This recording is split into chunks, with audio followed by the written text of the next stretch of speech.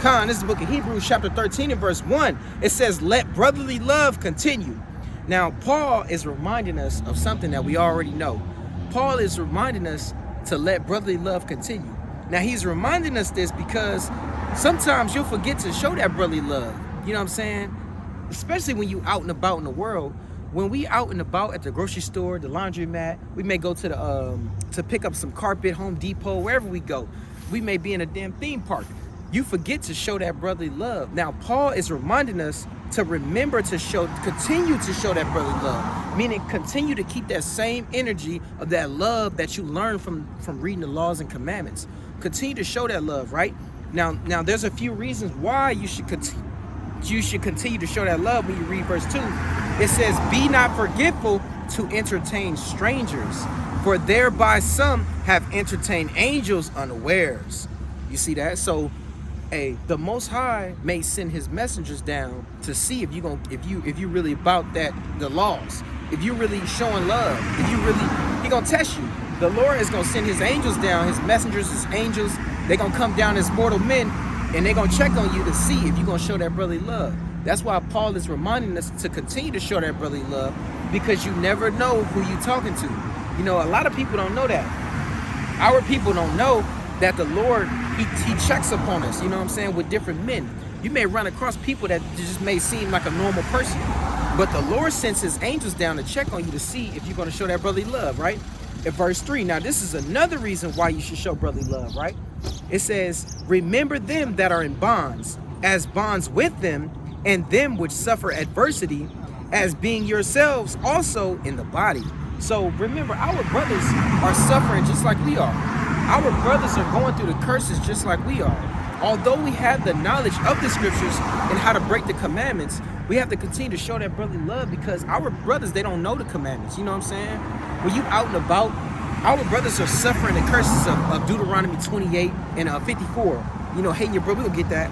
But we have to continue to show our brotherly love that stuff. Let's go to that. Let's go to Deuteronomy, because one of the curses in Deuteronomy is that your eye is going to be evil towards your brother. And this is those bonds that that Paul is speaking about in the book of Hebrews. This is what he's speaking about. Our brothers is going through these different curses of hating your brother. So we have to continue to show that brotherly love to our people, right? This is the book of Deuteronomy chapter 28. And let's go to verse 54, right? Now, 54, it says, so that the man that is tender among you and very delicate, because, Moses is saying, the same brother that you have love for, that tender and love, that delicate love that you have for your brother, because in the ancient world, we used to love each other, man. We wasn't doing no drive-by shootings a long time ago, man. We wasn't killing our brothers and hating our brothers and plotting and trying to slide on our brothers when they slipping over some beef or over some drugs. We wasn't doing that back then. The Lord said, so that the man that is tender among you and very delicate, his eye shall be evil towards his brother and toward the wife of his bosom. So not only is your eye going to be evil towards your brother, but your eye is going to be evil towards the wife of your bosom. And that's why our brothers in the world, one of those bonds that Paul spoke about is the bond of domestic violence, the bond of hating your brother, the bond of your domestic violence, your beating your wife, your baby mama drama, your eye evil towards your brother, right? That's the bonds that Paul was spoke about, right? It says, and toward the remnant of his children, which he shall leave. And who's known for leaving their house? Who's known for leaving their household? The so-called Black, Hispanic, and Native American fathers of the household. They always leave the household. That's known throughout our nation. You know what I'm saying? So these are the bonds that, particularly speaking about the curses and going through the tribulation, that's what Paul is speaking about in Hebrews, the 13th chapter. He's speaking about the bonds of the curses. Our brothers in the world are going through these things, and we have to continue to show that brotherly love in order to break through these different curses. You know what I'm saying? Because the Lord kind of gives us that, like I said, in this truth. When we came into this truth, we kind of came together in this thing, and the Lord kind of brought us all together, because he know that we will be facing adversity in this captivity. And in America, it's a lot of stuff that our people are up against, man. Let's get this in Proverbs. Let's get this in the book of Proverbs real quick. It's Proverbs. Let's get 17 and 17, and we get another one. So this is the book of Proverbs, chapter 17, and verse 17. It says, "A friend loveth at all times, and a brother is born for adversity." You know, and this is a really good precept, because the Lord brought us all together in this truth. You know, for you brothers that's in this truth, and even in you in a different camp, it don't matter. The Lord brought us all together because he know that we will be going through adversity in this world, man. And we have to continue to show that brotherly love in the world. Us being together, we have to show that brotherly love and push this truth out to our brothers in the world as well. The blacks, Hispanics, and the Native Americans. The people who are going through these curses, you know what I'm saying? Because our people are in darkness, right? Let's go to that real quick. Let's go to Proverbs 19:16. I'm already there. 19:16. Because the law, actually, let's go to Proverbs. Let me slow down a little bit. I'm all over the place. Proverbs 6 and 23. Because our people are in darkness, right? Our people are in darkness. And in order to get through this darkness in America, or wherever we at, Mexico, Brazil, China, Russia, wherever our people are located, we have to kind of show our people this light, which is the laws and commandments, right? This is the book of Proverbs, chapter 6, and verse 23. It says, "For the commandment is the lamp, and the law is the light, and reproof of instructions are the way of life." So us having this knowledge of this truth, we have to show our people that light, so that way they can get through this darkness like a lantern in the woods. You know what I'm saying? That's how it is. The world we live in is a wilderness, and it's got all kind of snakes, vipers, ravishing wolves, mountain lions, tigers, cheetahs, all these different wild beasts that are trying to take us out. You know what I'm saying? Speaking about this world, you know what I'm saying? But the commandments is going to help our people get through darkness. So we have to continue to show that brotherly love and to spread this knowledge to our people. You know what I'm saying? So let's go back to Proverbs chapter. So we have to sharpen our people up. And a brother is born for adversity. Now let's get the book of Proverbs 27, right? Let's go to Proverbs chapter 27 and let's go to 17.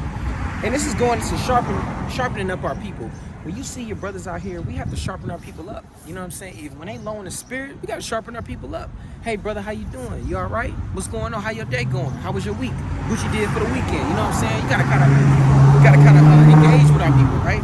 Is this book of Proverbs chapter 27 and verse 17. "Iron sharpeneth iron, so a man sharpeneth the countenance of his friend."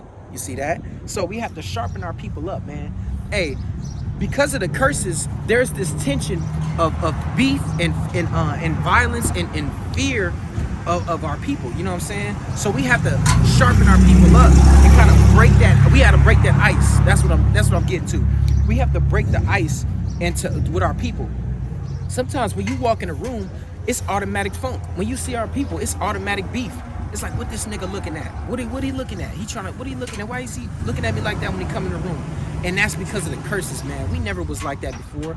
But we have to kind of sharpen our people up.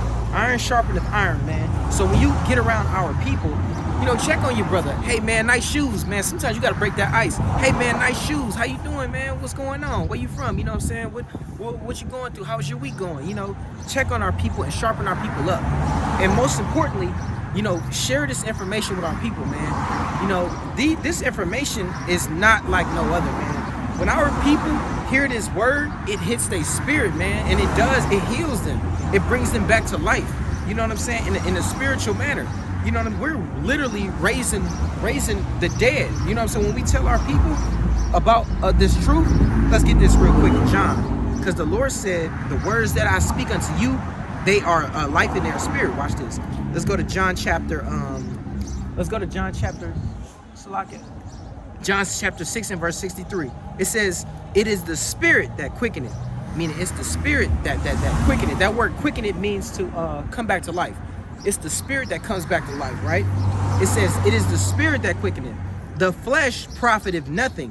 The words that I speak unto you, they are spirit and they are life." So when you share this information with our people, it brings them back to life. And I've seen it, man. I've seen our people literally come back to life in this thing. You know what I'm saying? And I remember I was on there on 29th and Broadway out here in Oakland, and I was in front of this liquor store, and I seen a brother. He was laying on the ground, man, and he was laying right up against the wall. He might have been drinking too much and just kind of drunk himself to sleep. You know, that's because of the curses. Our people are in hell, man, and the only outlet they have is weed and drinking, and that's all they know. You know what I'm saying? So I went over there and I showed the brother. I broke it down to him, Deuteronomy 7:6. I told him how the Lord feel about him, right? And the thing about it is, I started to go into how the Lord is gonna come and save us and take vengeance for what they did to us, and that just lit a fire in the brother, man. That brother he went from laying down, from when I started talking to him, he kind of sat up a little bit, He went from sitting up to pouring out the drink to standing up, exalting the Lord, man. That's what this word do. You know what I'm saying? The Lord commanded us to kind of comfort our people with this word. You know what I'm saying? Let's get there real quick in Isaiah, because the Lord said in the book of Isaiah, we have to comfort the feeble need. You know what I'm saying? Our people, they don't have nothing else in this world. They don't have nothing. So we have to use this word to comfort the feeble need. You know what I'm saying? We have to use this word to comfort the feeble need and bind up the brokenhearted, like I say. But that's actually Isaiah 61. Let's get Isaiah chapter 35 real quick, though. It says, strengthen, verse 3, 35 and 3. It says, strengthen ye the weak hand and comfort the feeble need. So you have to comfort the feeble need. Strengthen the weak hand. When you see our people weak and they slipping, or they don't know the way, you got to kind of show them and strengthen our brothers. It says, say unto them that are of fear heart, be not afraid. You know what I'm saying? Hey, behold, your God will come with vengeance. Even God will recompense. He will come to save you. We have to tell our people this stuff. You have to tell our people that the Lord is coming with great vengeance, and he's going to pay these people back and these nations back for what they did to us. And that'll lot of spirit in a brother, man. That'll uplift the brother, man. I've seen it, man. And you have to tell our people, comfort our people with the words of the Heavenly Father, man. Not your own words, you know, with the words of the Heavenly Father. Because these words is life, and it's a spirit on these words, and it's life. So when you show our people these words, sometimes the Lord said, my sheep hear my voice. So our people know these words in their spirit. They know it. They know it's true, and they know it's real. That's why it's important for us to not speak our own words and to speak the Heavenly Father's words, right? You know what I'm saying?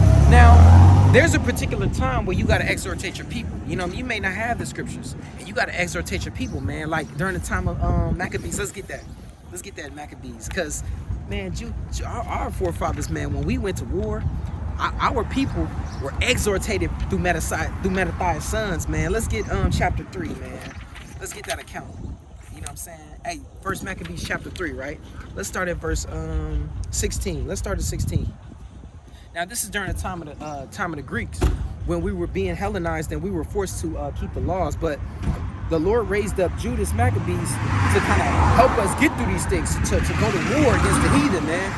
And our forefathers, they didn't play that, man. They was on a. That's why when I first came to this truth, man, and I read Maccabees, that lit me on fire. That lit a spirit in me, man, because you know, you start to see the valiantness of our people, man. You start to see how our people were showing that brotherly love and uplifting our people, because we have it in us naturally, but we don't think that our people was this. When you watch movies like 300 and you see 300 men fighting against 1,000 people, and you think that's mighty, and you're like, man, I wish I could be like that. And the real truth is, that was us. Our people was that. They got those stories from our people. And when you read Maccabees and you understand that we the Israelites, you can be like, dang, they've been hiding that all this whole time. And our people have been showing that brotherly love and exhortating our people, man. Let's get that real quick.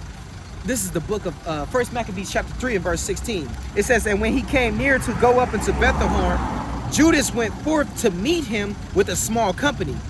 It says, who when they saw the host coming to meet them, said unto Judas, how shall we be able to be so few? How shall we be able to be with so few? Meaning, how are we gonna fight against these Greeks and we only got a few people? We only got a band of people, 500 people or less. How are we gonna go against these heathen? Now let's see how Judas Maccabees got out, right? It says, to fight against them in great multitude and so strong, seeing we are ready to faint with fasting all this day. Verse 18, unto whom Judas answered, it says, it is no it is no hard matter for many to be shut up in the hands of few, and with the God of the heavens, right? Now he's speaking that it don't matter how many we got. We got the Lord on our side, man. Don't y'all be afraid of these heathen. Watch this. It says to deliver with a great multitude or a small company. Well, let's get it over. I think I kind of cut it off a little bit. Verse 18. Unto whom Judas answered, it is not hard matter for many to be shut up in the hands of few, and with the God of the heavens. It is all one to deliver with a great multitude or a small company. For the victory of the battle standeth not in the multitude of any host, but strength cometh from the heavens. It says they come against us in much pride and iniquity to destroy us and our wives and our children and spoil us. But we will fight for our lives and our laws, wherefore the Lord himself will overthrow them before our face. And also for you, be ye not afraid of them, man. This is our forefathers exhortating our people, man, and telling them, our people, not to be afraid of these damn heathen, and that the Lord is with us, man. And when the Lord is with us, hey, who can be against us? Shalom, y'all. How y'all doing? All right, much love. And the Lord said, hey, if the Lord is with us, who can be against us, man? You know what I'm saying? That's the kind of spirit our brothers was in, man. Our brothers was exhortating our people because they had the knowledge of that brotherly love. They understood the law and understood what it took to kind of build our people up, man. And that's a beautiful account, man. So another thing too is, so not only do we have to continue to exhortate our people and build our people up and sharpen our people, but we got to kind of check on one another too, man. Let's go to James. We got to kind of check on one another, man, and see how brothers doing, man. You know what I'm saying? Sometimes you got to kind of get personal with a brother. You know what I'm saying? You got to kind of like ask a brother, what is he going through, and what specifically is he going through? You know what I'm saying? And if you can, go through the scriptures to help the brother out, right? Let's go to James chapter 5, because the Lord said, confess your faults to one another. This is James chapter 5 and verse, let's go to verse 16. It says, confess your faults one to another and pray for one another, that ye may be healed. The affectionate fervent prayer of a righteous man availeth much. So we have to confess our faults to one another. You know, not to everybody, but a brother that you can trust. A brother that you can trust, that you know is not going to reveal your secrets to everybody. Confess your faults to him. Let that brother know what you're going through. You know, sometimes, you know, the Lord said there is safety in a multitude of counselors. You know, when you show brothers what you're going through, a brother can go in the scriptures and heal you from what you're going through. And also, a brother can pray for you. And the affectionate, fervent prayer of a brother can heal you. You know what I'm saying? And like it says in the scriptures, it availeth much. You know what I'm saying? So when you praying for your brothers, man, when you checking on your brothers, you praying for them, you confessing your faults, and you telling him what you going through, and he telling you what he going through, that can build a brother up, man. You know what I'm saying? And according to the scriptures. So this is one thing that we have to do. We have to confess our faults to one another. You know what I'm saying? And build each other up in the spirit. You know what I'm saying? I love that, man. You know, let's go to another precept, right? Let's get the book of I'm already in 1 Peter. Let's go to chapter 3. Let's go to verse 3 and verse number 8. It says, finally, be ye one of one mind, having compassion one to another, love as brethren, be pitiful, be courageous. So have compassion on your brother, man. Have compassion on your brother, man. You know, hey, forgive your brother. You know, sometimes you got to kind of like be strong in this thing. Your brother may have done you something, or a sister may have done you something, and you got to be strong, man. You got to forgive that brother and still pray for that brother, because that's that true brotherly love right there. And true brotherly love is not kissing ass and just trying to be a man pleaser just because a brother got an SRT or Hellcat. Shalom, King. How you doing? Much. Give me some dab, baby. How you feeling? Good to see you, man. See that? And it says, so sometimes you gotta, so not just because a brother got some nice material things, you want to show him brotherly love. Nah, that's fake, man. You got to show that real brotherly love, man. Genuinely care. Check up on your people, man. Genuinely care how a brother's day is going, man. Ask your brother, hey, how you doing? Really care about how he doing. You know what I'm saying? It says, be pitiful and be courageous. It says, not rendering evil for evil. You know, sometimes holding a grudge, you know, if a brother, you know, steal from you, if a brother stole your stuff, don't steal from that brother. You know, if a brother trying to slide on you, or he did something that was real behind your back and you was angry about that, don't render evil for evil. You know what I'm saying? Forgive your brother, man. Forget that. Squash that thing. You know what I'm saying? And if you got to separate from the brother, you got to separate. But don't have that hate in your mind, your heart, which is your mind. Don't have that hate in your heart for your brother, man. You know what I'm saying? And I can attest to that. I had brothers steal something from me, and this brother, I knew this brother personally, ate at my table. But I had to forgive that brother, man, for what he did. Because I knew if I didn't forgive him, that I'm gonna have that on my heart, man. And this was before I was in the truth, man. You know what I'm saying? Like, the Lord was always guiding me in the right direction, even when I wasn't in the knowledge of the Most High, you know? And I didn't know, but I had a brother steal from me, and I knew this brother personally. He ate at my table, he was in my crib, and he stole something from me, and I had this heart of, man, I was angry about that thing. But I had to forgive that brother, and I had to forgive him, and I had to not render evil for evil, even when I had a chance. Even when I had a chance to get back at him, when he didn't know I was there, you know what I'm saying? Or some situation where I pulled up and he going in the stove when I could have, you know what I'm saying? You can't do that. You can't render evil for evil, because the Lord is going to get up with you double fold, you know what I'm saying? So it says, not rendering evil for evil, or railing for railing, meaning arguing for arguing, right? Railing for railing, getting on him because he got on you. But contrariwise, blessing, knowing that ye are thereunto called, that ye should inherit a blessing, meaning you know that the Most High dealing with you. You being in this truth, don't render evil for evil, because you got a calling. You about to inherit everlasting life. Don't mess all that up because of some beef, you know what I'm saying, or some bad thing that this brother has done to you, you know what I'm saying? So we got to kind of show that, continue to show that brotherly love to our brother, man, and that's important. We're gonna keep on harping on that brotherly love, you know what I'm saying? And that's a beautiful thing, right? So let's get another precept, right? Let's get the book of we got Peter. Let's go to the book of Zephaniah, man. Gather yourselves together. Let's close it up, man. Let's close it up with the book of Zephaniah, chapter 2 and 1. Zephaniah 2 and 1. This is the book of Zephaniah, chapter 2 and verse 1. It reads, gather yourselves together, yea, gather yourselves together, O nation not desire. So we have to gather ourselves together, man. We have to show brotherly love and continue to build in the sheep, man. Continue to build in our people and bring them back to that first love. You know what I'm saying? It says, gather yourselves together, O nation not desire, right? Because no nation desire us, man.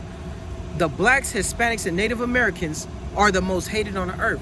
Everybody is against us. All the nations are against us, man. Everything is for our downfall. No nation don't desire us, man. Wherever we at, wherever you at in the world, we gotta kind of come together, man. You know what I'm saying? And I know we said we was gonna close it out, but I want to get another precept, man. Let's get another precept real quick. I want to get dang, man. Well, let me finish this in Zephaniah real quick. It says, before the decree bring forth, before the day pass as a chaff, before the fierce anger of the Lord come upon you, before the day of the Lord, anger come upon you. So we have to continue to, how you doing, we have to continue to gather ourselves together and strengthen up one another. You know what I'm saying? And I want to get, two is better than one, because when we come together, two is better than one. You know what I'm saying? Let's get that in Proverbs real quick. Dang. Kind of want to be blind. Let's get that real quick. Yeah, let's get that. Dang. Yeah, let's get it. Let's get Proverbs. Now we got that already. How we close it up? Forget it. How we close it up? So two is better than one, man. When we come together, there's a stronger bond. You know, that's like a threefold cord. It's hard to break. It's hard to break a threefold cord with it all together. You know what I'm saying? So even when you in a situation where it's very cold, and that's what that precept is going into. When it's very cold, you're going to warm up faster with two people. When you have two people or more, rather than being by yourself, you're going to warm up even more. So we have to gather ourselves together and come together and be strong as one. Brother, damn Hellcat. Damn SRT Hellcat. Madness. But we have to come together and gather ourselves together and continue to show that brotherly love, y'all. So with that, I want to say shalom and much love.